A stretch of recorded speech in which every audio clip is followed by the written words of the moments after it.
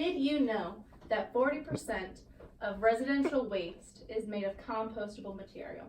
Everyday household items that have fulfilled their purpose, such as newspapers, computer papers, vegetable scraps, such as banana peels, potato peels, eggshells, the leftover lettuce from today's salad at lunch, all of this is compostable material.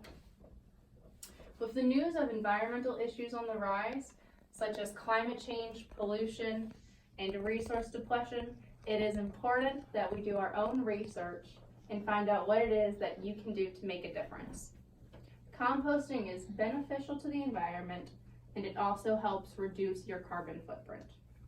Composting is the decay of dead animals and plants when the microorganisms in the soil feed on the organic matter, breaking it down into a usable resource by plants. Bradshaw, Judith. Now, we all have heard of composting, but we're not all doing it. Millions of Americans are not utilizing this beneficial and free natural fertilizer. The EPA in 2017 said that 8 million tons of yard trimmings are being sent to MSW landfills. That's 6.2 of all landfills filled with your yard trimmings. Amanda Wills did research and found that Americans are throwing away 1.3 average daily amounts of food scraps. Now you have to think about this in the idea of the big picture. Daily, we're throwing away 1.3 pounds of food waste that can be composted. That amounts to about 13% of the nation's MSW stream. You can make a difference. Composting has a positive impact on the soil, and in theory that means a healthy return for your product.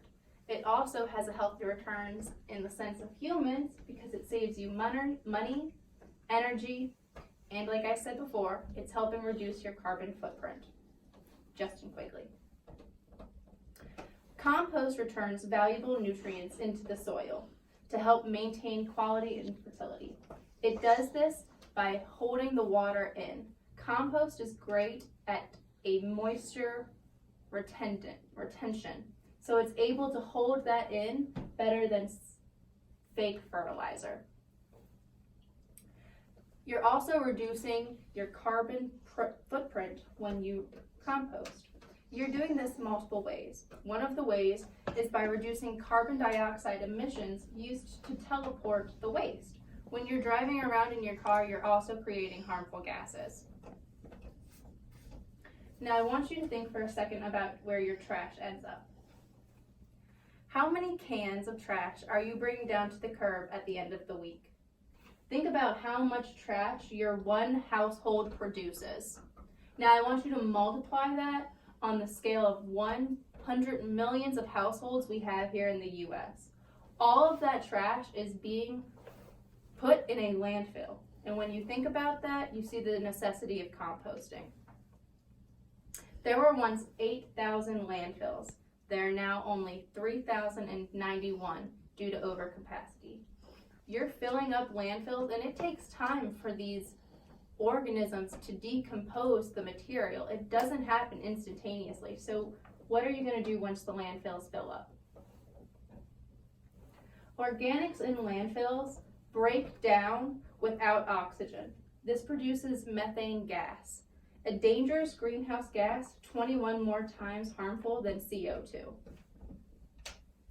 Landfills and vehicles create harmful gases that block the heat from leaving Earth's atmosphere.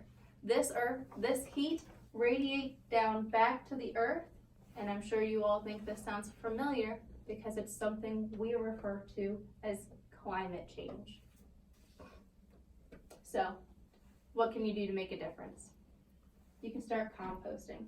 You can start today by visiting youtube.com and looking up simple, easy, cheap, do-it-yourself own composting.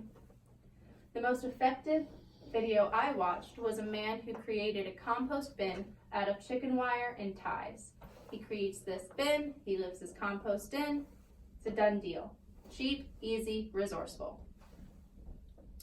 To wrap it all up, more people in my study, when I researched, studied showed that more people would be willing to compost if it was more convenient.